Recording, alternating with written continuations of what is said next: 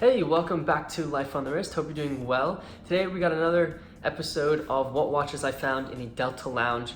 This episode is from April of 2019, so let's just dive right into it.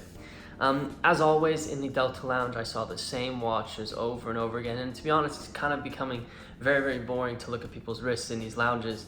Hopefully May is going to be a better month for me. But April, obviously we saw the Rolex Submariners, we saw a lot of Apple watches and a lot of Fitbits. I'll tell you, Swiss watches should be afraid. There are so many people wearing Apple watches and Fitbits and smart watches. Maybe I should do another video about how, should the Swiss watch industry be concerned about Apple watches and Fitbits, because so many of them. But that's besides the point. So saw a lot of Submariners, which is very, very typical. People think that, that's the goal watch. They want to have that watch as a celebration of some type of goal that they've achieved. But April really was, for me at least, maybe my eyes were drawn to just Omegas, but it was definitely the month of Omega. I saw a bunch of Omegas, but two really, really distinct ones that I thought were really cool. Obviously there was some Speedmasters around, but the first watch that I saw that was probably my favorite watch that I saw this month on someone's wrist was an Omega Railmaster.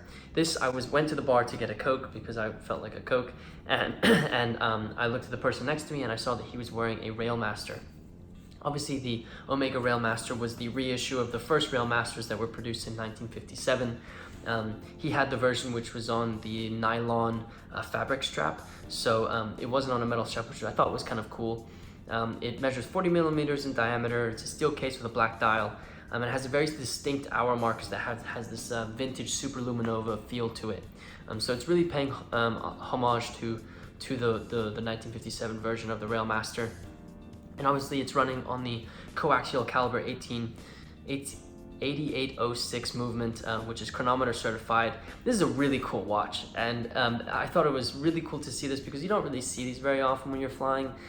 Most people conform to the very stereotypical watches that people purchase, but the Railmaster is really cool, especially because I love the version that came in the set of 3 with the Speedmaster and the Seamaster. That was a really cool thing that Omega released.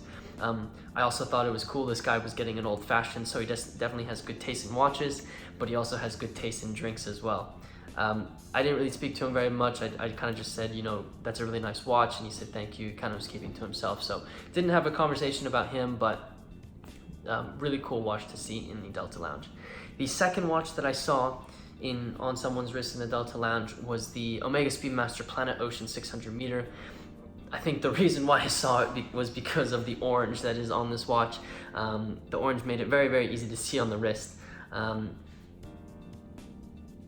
There's obviously orange on the bezel, on the numerals, and also on the end of the second hand, which I think is really interesting. It allows you to see the second hand move a lot more.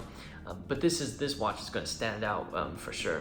It measures 42 millimeters. It's a stainless steel case and on a bracelet, and what I liked about this, it kind of, when you think about it, it's kind of a plain Jane. Everyone could have an Omega Seamaster Planet Ocean. But what was cool about this is I spoke to the guy about it, and apparently he's a very big diver. He was recently certified a couple years ago, PADI certified for diving, and he has taken this Planet Ocean on some dives that he has been on. And he was actually en route to the Caribbean, where he was going to be doing this diving tour with this group that he told me about. I'm recently certified as a PADI diver, so it was cool to talk to him about the dives that he's done and the places he's done, the places he has dove, the things that he has seen, and the recommendations that he had for me getting into diving. He was telling me how it performed during the dive, and he was saying that a lot of the times he was actually looking at his wrist more than he was looking at, the fish that he was swimming with, because, he's a watch enthusiast, right? So, but he had a really cool collection of divers that he had done some dives with. He I think was planning on diving with this Planet Ocean when he got to the Caribbean. So it was a cool set of watches. So the two watches that really stood out to me were the Railmaster and the Planet Ocean. April was a slow year for watches, I think. I don't know if I was quite busy this month, so it was perhaps I wasn't paying a lot of attention to the to the watches on people's wrists. I will give a shout out to the Delta attendant at the front desk. He was wearing a GMT Master 2 that he had purchased a couple of years ago, and I every single time I walk into the lounge I say, that's a really nice watch, and he's like, you told me that last week. So shout out to that guy. If you're watching, you probably know my face. So yeah, that's the watches that I saw in the Delta Lounge. If you've made it this far and you haven't already, like this video, please. It would really help us out. It allows these videos to hit the YouTube algorithm and boost our channel a lot more. And if you like this type of content, you've seen some of our other videos, subscribe. We'd love to have you as part of the Life on the Wrist family. And on that note, I hope you guys have a nice rest of your day.